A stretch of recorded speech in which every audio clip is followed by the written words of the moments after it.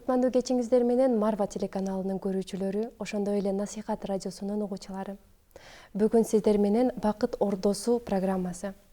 Бүгүн ордобузга ушул биздин берүүбүзгө абдан сонун бир инсанды чакырдык. Бул инсан туурасында абдан көп сөз айтсак болот. Айта турчу атыбыз бул Өктөмхан Абдувалиева. Көпчүлүгүңүздөр таанысыздар, ошондой болсо дагы айтып өтөлүк. Өктөмхан Абдувалиева бул адам өтө эмгеги Кыргызстан үчүн, эл агартуу үчүн, студенттер үчүн, мугалимдер үчүн эмгеги зор болгон адамсыз. Дагы бир-эки сөз айтып өтөлүк. Өктөмхан Абдувалиева бул Кыргыз Республикасынын, ошондой эле Союздун эл агартуусунун отличнигисиз билебиз. Андан сырткары 91-жылы өткөрүлгөн мугалимдер арасында өткөрүлгөн конкурстун жеңүүчүсүсүз. Белгилеп өтөлүк, бул Союздун, ошондой эле Кыргыз Республикасынын ичинде өткөрүлгөн. Андан сырткары ошондой эле усулчу мугалимсиз. Дагы баса белгилеп өтө турчу, бул Куран мугалимисиз. Бул нерселерди белгилеп өтүү мүмкүн эмес. Андан сырткары биздин жаштарга, үй бүлөлөргө, деги эле аял затына, коомубузда орду чоң болгон аял затына мотивация берген өтө күчтүү инсансыз. Ушундай адам менен бүгүн сиздер менен маек курмакчыбыз. Темабыз абдан кызыктуу. Каналыбыздан, Марва телеканалынан алыста кетпеңиздер. Ошондой эле Насихат радиосу сиздер биздерди угуп жатасыздар. Сиздер дагы алыстабай, суроолоруңуздар бар болгон болсо, суроолоруңуздарды берип өтсөңүздөр дагы болот. Ошондой эле биз сизге сөз берип өтөлүк. Сизди бүтүндөй кыргыз эли көрүп турат. Амандашып өтсөңүз болот. Ассаламу алейкум ва рахматуллахи ва баракатух. Бүтүндөй кыргыз эли амансыздарбы, мусулман бир туугандар, бардыгыңыздар тынчсыздарбы? Кудайыма шүгүрлөр болсун, бүгүнкү биздин маегибизде дагы Аллах бизге жетиштүү, ар бир кадамыбызда, ар бир ишибизде Аллах бизге жетиштүү. Хаспын Аллах деп туруп баштайлы. Кудайыма шүгүр чакырганыңар үчүн. Эми иншаллах бир жакшы маектешебиз деп турам эми. Бүгүн сиздер менен уктурууда ошондой эле Марва телеканалынын көрүүчүлөрү, менин атым Жолдош кызы Мээрим болмокчу. Ошондой эле дагы бир жолу эске салып өтөлүк, Өктөмхан Абдувалиева. Эми темабызга кезек берели, Өктөм апа. Темабыз бүгүн өтө кызыктуу тема койдук. Бактылуу үй бүлөнүн сыры эмнеде? Эң алгачкы эле суроону сизге ушундай узаткым келип жатат. Негизи эле үй бүлө дегенде ар бир адам өзүнүн дүйнө таанымына дейбизби, көрүп жаткан нерселериненби, балким жаш курагыбы, аралашкан чөйрөсүбү, эмнесине экендигин айтуу толук аныктама берүү мүмкүн эмес. Ар ким өзүнүн деңгээлинче түшүнөт да, үй бүлө деген эмне дегенге. Анан сиз ушул бактылуу үй бүлө кура алган адам катары үй бүлө дегенге кандай аныктама берет элеңиз? Биринчи кезекте мынтели, Аллах Таалам инсан кылып жаратканага шүгүр кылалы. Бардык бизди курчап турган жандуу жансыздардан айырмалап бизге акыл берди. Инсандардын арасынан мусулман кылып жаратты. Мына ушуга биз чексиз шүгүрлөрдү айталы. Анан ошол мусулман катары үй бүлө кураш үчүн, урпак улантыш үчүн нике деген ушундай мыкты даражаны Аллах Таалам мусулмандарга берди да. Ушу нике менен шарапатталды, нике менен баркталды да инсанчы. Эми ошо нике менен үй бүлө куралып, анан канткенде бактылуу болот, канткенде кандайдыр бир мүчүлүштүктөр кетип бактысыз болуп калат. Ошондуктан биз адегенде ошодон баштайлы. Үй бүлө кураганда мана жаштар үйлөндү, жаштар үйлөндү дейли. Анан нике окулат. Ошондо дагы мен ойлойм, кандай адам нике кыят, кандай молдеке нике кыят. Ошол молдекелер аябай жакшы насаатыны отургузуп алып айтыш керек да. Мана бүгүндөн баштап силер жубайлар болдуңар.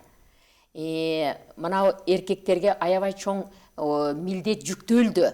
Эми үй бүлөнү силер башкарасыңар. Бүтүндөй буларга камсыз кыласыңар. Мындай тамак ашы менен, азыгы менен, кийим кечеси менен үйдүн кожоюну болдуң сен эми.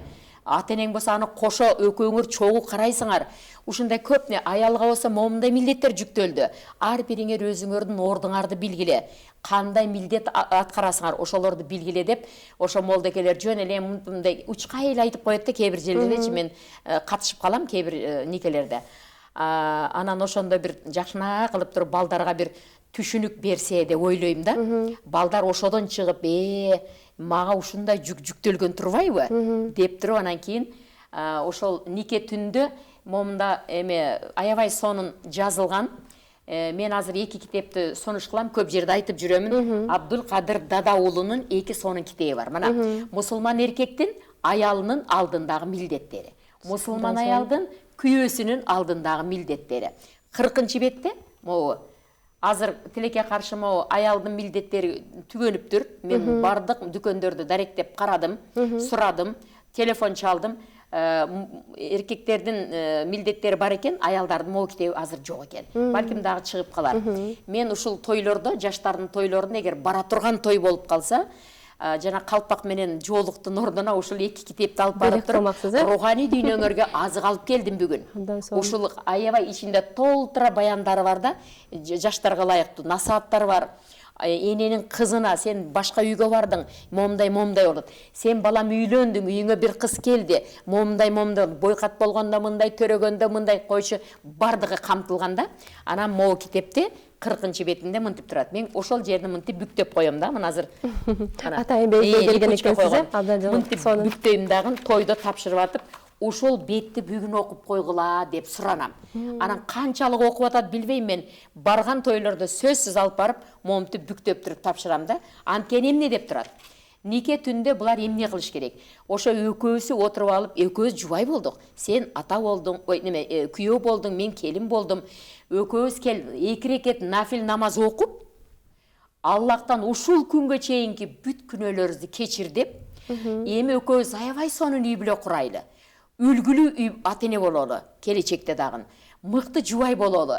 Кайын журтка кадырлуу барктуу бололу. Анан сонун бизден урпак улансын. Салих салиха перзенттарды берсин Аллах деп, ошону тилеп коюш керек экен да биринчи. Ошол мына 40 бетинде бар да, мына турат. 40 бетте турат ушул. Менеке кара. Мен сызып да койгом да. Ушул жерде ушуну окугула бүгүн деп көбүнчө сунуштап балдардын кулагына шыбырап коем да, ушуну окумайынча болбойт, сөзсүз окугула дейм. Анткени көп балдар ичип алган болот ошо күнү, ар кандай абал болот. Ошондуктан 2 рекет нафил намаз окуп туруп, анан милдеттерге киришсе абдан сонун болот да. Ар дайым төрөлгөн балдар, жалаң мыкты балдар төрөлө баштайт да. Ошол күнү тилеп койсо, 2 рекет нафил намаз окуса, кара кандай сонун, кандай сонун. Ушундай бир сонун немелер бар да, сунуштар бар бул китептердечи. Сиздин ушу китептерди көрсөтүп, ушундай белгилеп койдум деп атканыңыздан улам. Сиздин айтканыңызды түшүнүп турамын. Эң бактылуу бир ушундай сонун үй бүлө курулуусу үчүн, гармонияда жашаган үй бүлө курулуусу үчүн билим керек. Ар бирибизге. Эң туура. Келинге дагы, үйлөнүп жаткан уулга дагы, атага дагы, апага дагы ошо үй бүлө мүчөлөрүнүн бардыгына өзүнө керектүү боло турган, өзүнө жетиштүү боло турган билими керек. Бул нерселерди албетте биз кимден алабыз? Китептерден алабыз. Ошондой эле сиздерден насаатчы апаларыбыздан, аталарыбыздан алабыз. Бул нерсени мен түшүндүм, абдан жакшы. Оюңузга сөзсүз түрдө кошулабыз.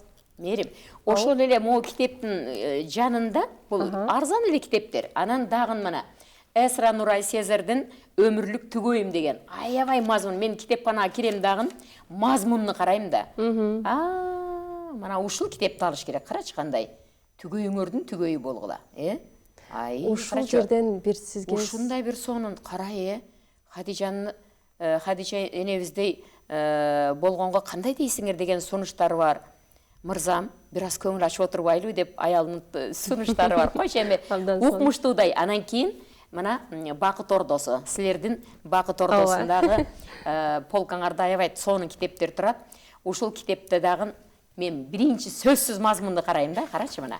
Күйөө, келин, аял, кайнене, кайната, анан кийин өгөй эне, өгөй ата дагы бар, кудалар бар, нике бар. төшөк маселеси бар, талак бар, ажырашуу, балага эне тандоо жана башка жубайларга тиешелүү маселелер. Койчу ушундай бир сон темалар бар да. Мында аябай ала турган мен бүктөп кээ бир жерлерин сызып ушундай бана кара керектүү жерлерин баарын унутуп койгом да. Китепти бүктөп тутуп ийиш керек окуй берипчи. Ар жерине керектүү. Сонун китептер бар далтыным. Ушуларды окуш керек. Балдар, кыздар окубайт да. Анан көбүнчө баягы турмуш курганда көп катачылыктар кетет. Ушуну сурайын деп атасың балтырым. Ооба, мен мындай суроо бергим келип жатат. Азыр айтып өттүңүз го. Китепти оңузга алып туруп эле, мен дароо мазмунун карайм. Ооба. Сизге бул китепти экранда балким көрүнүп жатса керек, апарман өңдө экен, розовый деп коебузбу? Апарман өңдө, жашнакай, кол чатыр турат. Бул нерсеге эжекебиз эч кандай көңүл бурганы жок. Көңүл бурганы мазмуну болду. Азыр сиз айтып атпайсызбы, ошо катачылыктар болуп жатат депчи. Ооба. Жар тандоодо дагы, ошондой эле өзүнө жолдош тандоодо дагы кыздар да, балдар да катачылык кетирип коюп жатат да. Өзүнө бир аз ылайык келбеген адам менен баш кошо алат дагы, андан кийин көп жылдар өздөрү бири-бирин кыйнашат. Ортодо балдар жаралган болот. Балдарга же татыктуу тарбия бергенден жок, же өздөрү жыргап бир жашоонун маңызын сезип жашаган жок. Ушул бири-бирине туура эмес келген адамдарды тандап алгандан эле ушундай көйгөйлөрдүн үстүндө иштеп жүрүшүп, же болбосо билими жетишпей калып, ажырашууга чейин барып калышып дагы андан кийин ортодо балдар калып калгандар болот да. Ушул жерден бир статистиканы бир кыстара кетким келет. Сентябрда берилген статистика боюнча ушул жылдын кичине төрөлгөн балдардын 49% тилекке каршы. Бул нерсе албетте өкүндүрөт бардыгыбызды, коомчулугубузду. Кичине балдар өз атасынын фамилиясын албай калган экен. Бул көрсөткүч абдан коркунучтуу чындыгында. Анан айткым келип жатат, суроо берейин дегеним, эң башында үй бүлө курулар алдын сырткы келбетине, сыртында турган каптамасына көңүл бурбастан, ичине кантип көңүл буруш керек? Ошол көйгөйдүн баары ушунда болуп атпайбы? Мырзалар, балдар, силер көбүнчө тойлордо кыздарды көрүп калып эле, кыздар тойдо жасанат, башка болот, Анан карап туруп эле, карачы дейт кызды, карачы. Ошону ала берсе болот. Кандай кыз, мазмун кандай үй бүлөдөн чыкты, кандай тарбия алды, илим билими кандай, адеп аклагы кандай, жүрүм туруму кандай, аны менен эч кандай жумушу жок. Көбүнчө балдар ошентип кызыгып алат. Анан бир-эки сүйлөшкөндө жаштар бир көп нерсени жашырышат. Эмнени? Жаман мүнөзүн, пейлин, кылык жоруктарын жашырып, жакшынакай болуп, жасакерленип, жакшы сөз сүйлөп, шыңкылдап, күлүп, анан мороженое жешет, отурушат, басышат. Көйгөй жок да. Проблема жок, эч кандай көйгөй жок. Анан ошондо баягы мүнөзү жакшы кыз экен, күлгөнү карачы, басканы карачы. Жасалмалуулук, бардыгы жасалма болуп атат да. Чыныгы жашоо кийин турмуш куруп, неке кыйылып, эртеси анан башталат да. Баягы чоочун үйдө караса бир топ адамдар жашайт. 4-5 кайынсиңди бар, 5-6 кайны бар. Керек болсо тиги кайната, кайнене бар. Аларга тура калып тамак кылыш керек турбайбы, чай кылыш керек, нан кылыш керек, тандырга нан жабыш керек. Эгер жаап көрбөгөнсөң, анда кандай жабасың? Сүйлөшүп жүргөндө ал маселелер козголбойт да. Ооба. Бул бир. Анан көбүнчө ата-энелер дагы ушул жаштардын ажырым болуп кетишине бат эле ата-энелер да себептүү болуп калат. Алар деген өздөрүнө ылайыктуу кандидатураны карай берет да, ата-энелерчи. Мына досумдун кызын эле карабайсыңбы? Аркы кошунанын эле кызын карабайсыңбы? Кандай жакшы, кара. Алыска барбайт, жүк ташыбайт, тиги конок кудага кирсе деле мынтип эле басып кирип барат, машинаны жалдабайт, ошондой жактарын ойлошот. Балким арзан эле акча берип койсом көнөт ага дейт. Ошентип баягы өздөрү үйлөнүп аткандай баягы ошо маселени орчунду деп ойлошот да. Анан ала берчи мына досубуздун кызына, аябай жакшы ынак достор дагы. Ушуну эле кызын ала берчи. Болду, сүйлөш, бар, сүйлөшүп кана болот ошол дейт. Экөөнүн такыр экөө эки талаада сүйлөшүп атат, эки толкунда сүйлөшүп атат. Анан кийин экөө жашабай калса, достор да ажырым болот да. Мурункудай достугу да болбой калат. Ошондуктан ата-энелер өздөрүнө ылайыкташтырып кыз издебеш керек. Анан бала менен сүйлөш керек деп ойлойм да, баларчы. Балдар да отуруп алып, апа, мен бир кыз менен сүйлөшүп атам, кандай дейсиз? ушундай деп туруп мындай бир кеп кеңешке барыш керек да. Анан жок мен албайм десе, аласың ошону. Жок мен палан жактан сүйлөшүп койдум. Көрөм ошо сүйлөшкөн кызыңды. Болду. Кайненеде, болочок кайненеде мындай тескери бир жаалар чыгып калды да. Көрдүңбү? Көрөм мен ошо сен алып келген келинди көрөм мен деп туруп эле башынан эле ниети бузулуп калды. Анан жаман сөздү айтып, тияка өтүп, бир түртүп, бияка өтүп, нан кылганы да билбейсиң, былжырайсың, чайыңды карачы бирдемедей. Бүттү ошентип анан жаракка кете берет да. Ооба, туура айтасыз. Бул албетте кыргыз коомчулугунда көп жылдан бери келип жаткан маселе эмеспи? Бул туурасында дагы көп сөздөрдү козгосо болот. Урматтуу Марва телеканалынын көрүүчүлөрү, ошондой эле Насихат радиосунун угуучулары, сиздерге түз эфирибиздин номерин айтып өтөлүк. 0707 0706 94 номерине чалып, сиз Өктөмхан апабызга кандай сурооңуз бар болсо, үй бүлө жаатында эч тартынбастан берсеңиздер болот. Өз-өзүнөн жообуңуздарды аласыздар. Ошондой эле сизге жазып өтүшкөн экен. Өктөм эже, сизден Аллахым ыраазы болсун, өмүрүңүз узун болсун, сизди калтырбай көрөм дейт. Рахмат. Дагы бир нерсе. Кыздардын апасы кызынын бактылуу болуп, ошол жакта оруну чоктуу болуп жашашына же ажырым болушуна апалар себептүү. Кыздын апасы. Мен аны жашоодо көп көрдүм да. Эмнеге? Кудагый кызымды сизге тапшырдым. Билбеген, үйрөтүп аласыз да дейт. Дейт дагы, анан эле Кудагый теге конок келип калды, кызымды жөнөтүңүз. Кудагый сагындык, 2-3 күнгө жөнөтүп бериңиз, бир жумага жөнөтүп бериңиз. Мына жаракат чысыр деп баратат да. Ошондуктан мен ойлойм, кыздын апасы Кудагыйды күйөө баланы отургузуп, анан кызыны дагы отургузуп айтыш керек да. Кызым, сен ушул үй бүлөгө түштүң. Муну кайнатаң, бул кайненең.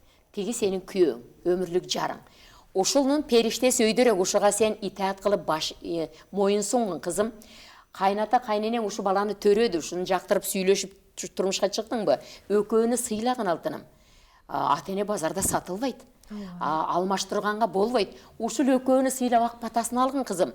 Мен үйүмө келсең конок болуп күйөөң менен эле келип кеткин. 5 минут отуруп анан кете бергин, жатпагын, комбогун. Коно турган өзүнүн мезгили болот. Деп туруп апа ошондой установканы, мындай немени эмне деп коет эле, багытты берип койсо, кыз угат да, деп туруп кайнене кайната укту, күйөө укту. Ал ашыкча жаман кадамды таштабайт. Апа өзү берди ошол багытты. Кара, кандай сон. Көп апалар ошондой туура эмес сөздөрдү айтып алып, кызыны кайра чакыртып отуруп, анан жараканы берет алтыным. Жаракка киргизип алышат. Кыздын апасында өтө көп. Анан кыздын апасы, кыздардын апалары, эгерде келиниңер жакшы болсо, мен көп жерде айтып жүрөм, керек болсо ошол жерде эле айта койгула деп сүйлөттүрөм. Кудагыйыңыз отурабы? Келин сизге жагабы? Рахмат айтып койбойсузбу? Ошол кыздын апасына аны угуу өтө жакшы да алтыным. Өтө жакшы. Бир Кудагый ушу кызды төрөдүңүз, тарбияладыңыз, окуттуңуз, мага келин кылып бердиңиз. Мен ушу келиниме ыраазымын да, жаным деп өп койсо четинен, чекесинен. Анан кийин теге мен сизге ыраазымын десе, Кудагый курсам болобу алтыным, Албетте. Эми ошону көп адам келиним жакшы деп мактай берет. Айттыңыз десем жок дейт. Айтпайсызсам, азыр деп анан эмне деп айтарым? Мактай бериңиз, айтыңыз. Дейм, кээ бир жерде мен көп мисал кылдым ошону. Чогуу отурган жерде Кудагыйыңыз отурабы? Отурат. Келин жакшы деп калды. Анда апасына кайрылыңыз. Кудагыйга айтыңыз, мана отурат. Кудагый бери караң. Азыр сизге айтат. Кана айтыңызчы? Деп ушуну ошол жерде диалог кылдырып берем да. Айтыш керек да ушуну. Кандай жакшы. Албетте сөз байлык бул нерсеге керек, албетте. Ооба, сөзгө чоркок адамдар болот. Чындыгында бул чоркок адамдар балким туубаса болушу мүмкүн, бирок ошол адамдардан деле ички дүйнөсү таза болсо, билимге сугарылган адам болсо, кандай жак менен болсо дагы тилинен бал чыгат да. Айтып коюшат эмеспи? Жылуу сөз жыланды ийинен чыгарат дегендей, ошол нерсени айткыңыз келип жатат болсо керек. Жылуу сөз бири-бириңиздерге арнаңыздар деп, себеби үй бүлөнүн жакшы үй бүлө түптөлүшүнө сөз байлык, туура сүйлөө, туура жеткирүү окуса, үн чыгарып окуса, интонациясын келиштирип окуса, мыкты сүйлөп калат да. Китеп мана бизге азык бере турган, мыкты оратор кыла турган, керектүү жерде сүйлөй турган илим, тарбия, таалимди ушу китеп берет да. Бизге институтта ушуну аябай фундаментти киргизген. Ошонон бери эле китеп Китепке такыр эле тоюшум кыйыныраак. Бир китепти билип калсам, кууп барып туруп ошону карап, мазмунду ачып, ушундай сонун темалар барбы? Бера кой тез ушуну дейм да. Ырахаттанып окуйсуң да, канча дагы биле элек нерсең көп да алтыным, өтө көп. Абдан сонун. Үй бүлө эми элестетелик үй бүлө куралды. Үй бүлө курулар алдын ошо кыз жигит таанышып, ата-энеси менен таанышып, үй бүлө куралды дагы эми үй бүлөбүздүн башында турган ата акебиз болот, же болбосо жолдошубуз болот. Эми ошо аталарыбыздын, жолдошторубуздун орду кандай болуш керек? Ошол эркек балдарга мен жанагы Азирет Усман университетинин эмесинде балдар эмесине да кирдим, бөлүмүнө. Ректор чакырды эле 5 декабрда. Ошондо аларга да айттым, балдар, үйлөн электе силерге бир кулаңара күмүш сырга айтып коеюн.